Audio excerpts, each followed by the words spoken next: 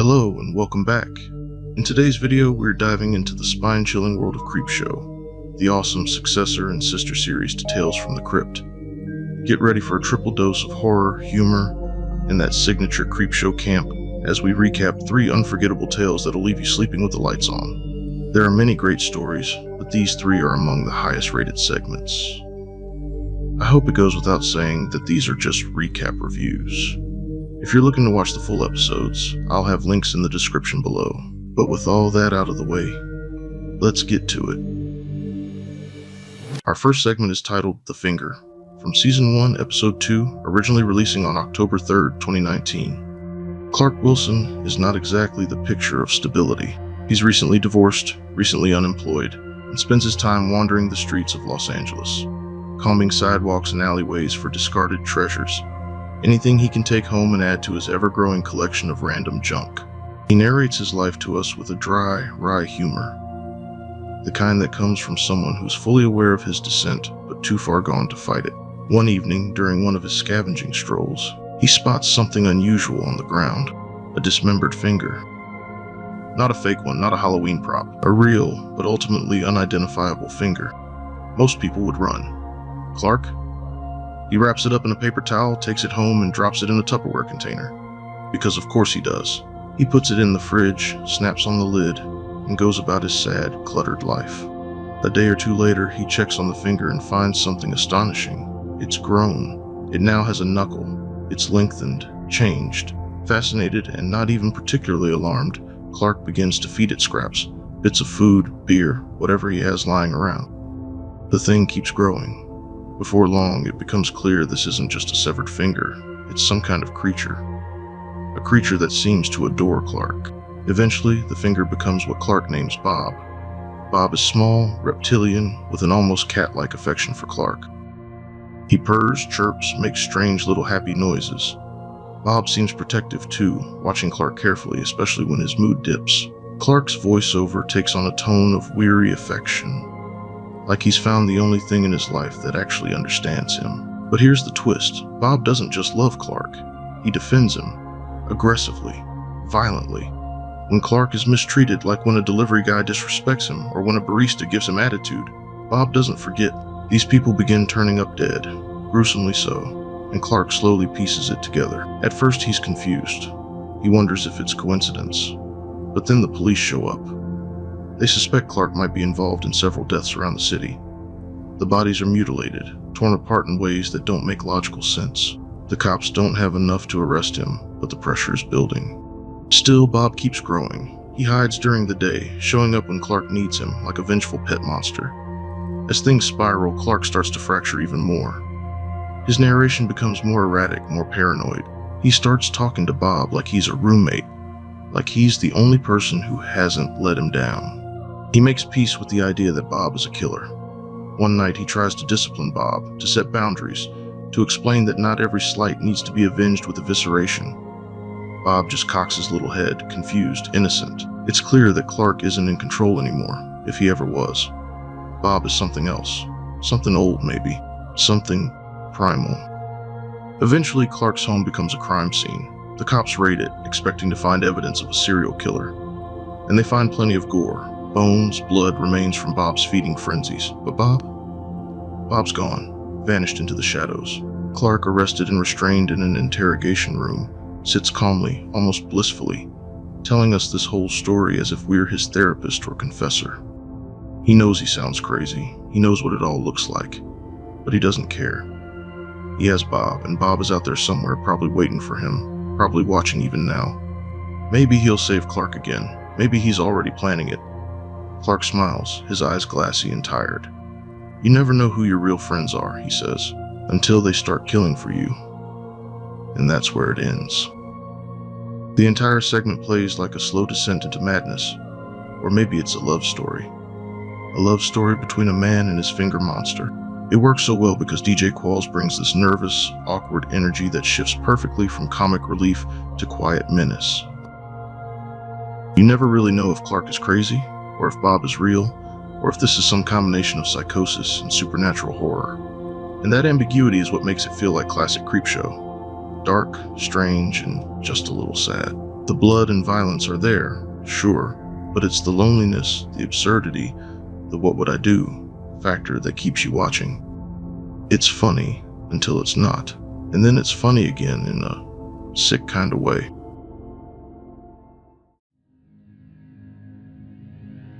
Our next segment is called The Man in the Suitcase from Season 1, Episode 3, originally aired on October 10th, 2019. Justin isn't exactly having a great day. He's just gotten back from a stressful trip, his flight was delayed, his luggage was lost, and to top it off, his girlfriend has ghosted him.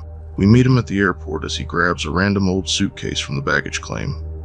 Clearly not his, but he's too frazzled to notice or care. He lugs it back to his apartment, muttering about his terrible luck, and it's there, when he opens it, that his life changes. Inside the suitcase is a man. Not a corpse, not a mannequin. An actual living, breathing, contorted man, folded up into a tiny space like some twisted origami project gone wrong. The man is awake, conscious, and in obvious pain, his body warped in a way that shouldn't be physically possible.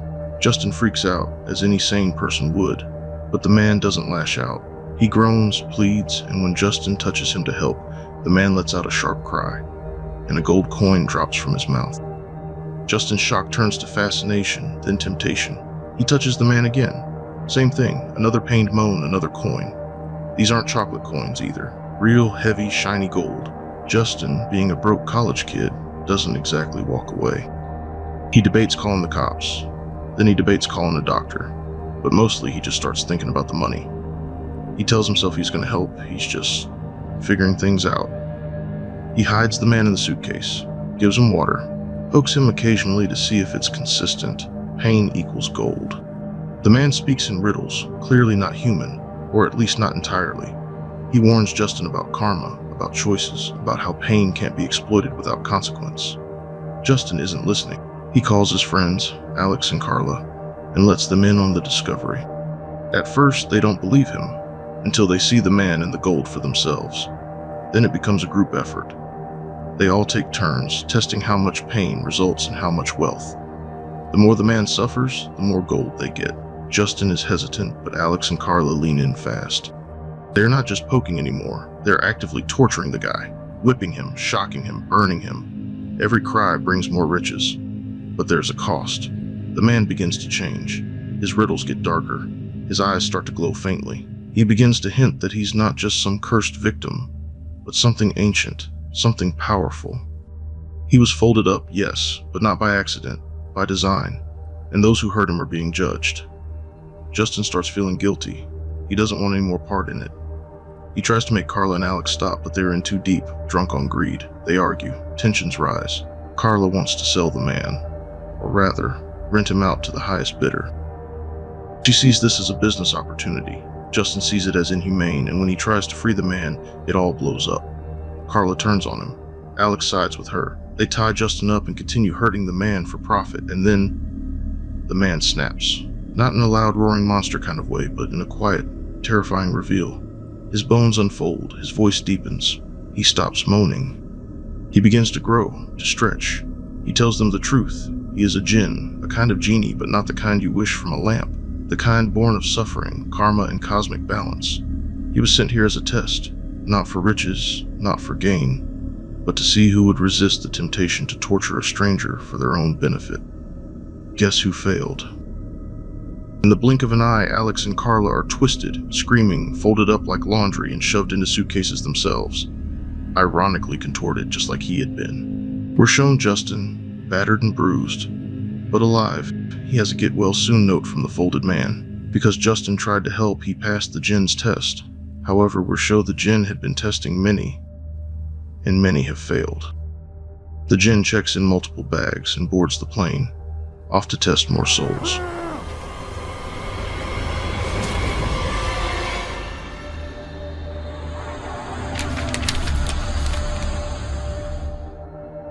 The entire segment works as a brutal fable, a modern, grotesque morality tale. It starts absurd, almost like slapstick, but it slowly curdles into something mean and sharp.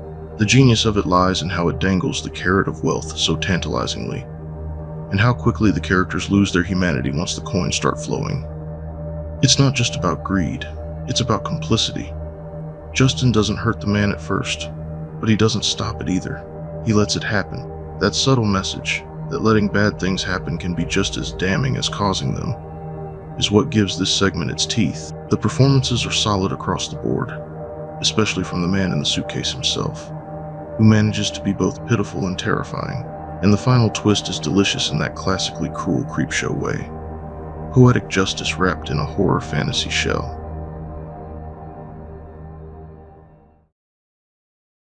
In our final segment of the video is a story titled The Right Snuff from Season 2, Episode 3, originally aired on April 15th, 2021. In the lonely vastness of space, aboard the experimental space station Ocula, two astronauts orbit a blue and fragile Earth. Captain Alex Toomey and Major Ted Lockwood are the crew, lifelong friends and fellow sons of famous astronauts, each burdened by legacy but defined by very different paths. Ted is the confident, composed golden boy, widely praised for his brilliance and charisma. Alex, meanwhile, is haunted by the ghost of his own father, an emotionally abusive man who became the first human to walk on Mars. Though both men are capable, it's Ted who's constantly in the spotlight, and Alex who is always standing in someone else's. That simmering resentment fuels much of what follows. The mission aboard Ocula involves testing a powerful new gravity drive, and during a live broadcast interview with Earth media, it's Ted who gets the glory. The station's success is framed as his achievement, even as Alex floats beside him, trying to force a smile while barely suppressing his bitterness. The contrast between the two becomes clearer. Ted is excited and humble, whereas Alex grows increasingly withdrawn, nursing his grudge. Mission Control delivers even more praise for Ted, informing the crew that an unidentified probe that recently passed by the station is of alien origin. Humanity has made first contact, and the President of the United States has handpicked Ted Lockwood to represent Earth in an initial meeting with the alien species known as the Garangi. For Alex, this is the final insult, first overlooked by the media, then passed over for the greatest diplomatic honor in human history. The voice of his father echoes in his mind, calling him a failure, telling him he was never good enough. Delusions and hallucinations begin creeping into his perception, his father's face appearing in the control panels, mocking him. Desperate to finally prove himself, to finally matter, Alex crosses a terrible line. He lures Ted into the gravity test chamber under the pretense of routine maintenance, then traps him inside. Calmly and methodically, he increases the artificial gravity to fatal levels. Ted screams, pleads, and pounds against the door as the crushing forces begin to take effect. Alex watches with cold detachment, then turns away as the chamber collapses in on itself, leaving nothing but a crushed, bloodied body. With his rival dead, Alex believes he can now take his place as Earth's ambassador. He puts on a clean uniform, steals his nerves, and establishes communication with the Garangi. But the response he gets is not the admiration or glory he expected. The aliens inform him that Lockwood had already been vetted and accepted as their representative. Alex, through his selfishness and violence, has not only disrupted the mission, but damaged the very gravitational device that stabilized Earth's orbit. The Garangi explain that by misusing the gravity engine during his sabotage, Alex has inadvertently knocked the moon out of alignment. Its new trajectory now puts it on a direct collision course with Earth. The aliens, seeing this as a sign of human recklessness and immaturity, declare Earth unworthy of further contact. They sever communications, leaving Alex in stunned silence. He stares blankly at the monitor, realizing the depth of what he's done. Desperately, he rushes back to the gravity chamber to try and reverse the damage, but it's too late. The moon looms larger and larger on the station's exterior view screens. The Earth's atmosphere is destabilizing. Global tidal forces are ripping apart cities, and in one horrifying moment, the moon smashes into the planet. Flames erupt, continents buckle and shatter, and Earth is annihilated in a blinding flash. The blue marble becomes nothing but a burning wreck. Alex watches in silent disbelief, his breathing shallow, his hands trembling. In a final cruel twist of fate, the man who so desperately wanted to be remembered has wiped out everyone who could remember him. Ted is dead. Earth is gone. The Garangi have turned their backs on humanity. And now, Alex Toomey floats alone in the cold silence of space, the last living human, stranded aboard a broken station, with nothing but the ghosts of his failures for company. As the final shot lingers on his face, tears stream down, and his father's cruel voice once again echoes in his mind, cutting, bitter, unrelenting. The screen fades to black, leaving the viewer with a hollow, gut-wrenching truth. Alex got what he wanted. He will forever be remembered, throughout the whole galaxy, as the man who destroyed his homeworld. The Right Snuff left a strong impression on viewers, largely because of its bleak, character-driven narrative, and the unexpected sci-fi twist that felt straight out of a darker Twilight Zone episode.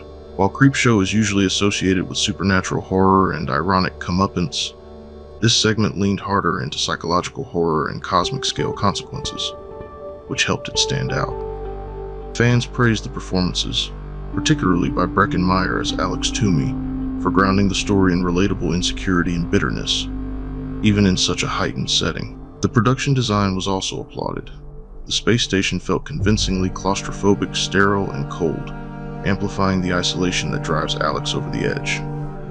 That said, some viewers felt the episode was a little heavy-handed with its themes of envy and legacy, and the CG effects of the Earth's destruction got mixed reviews.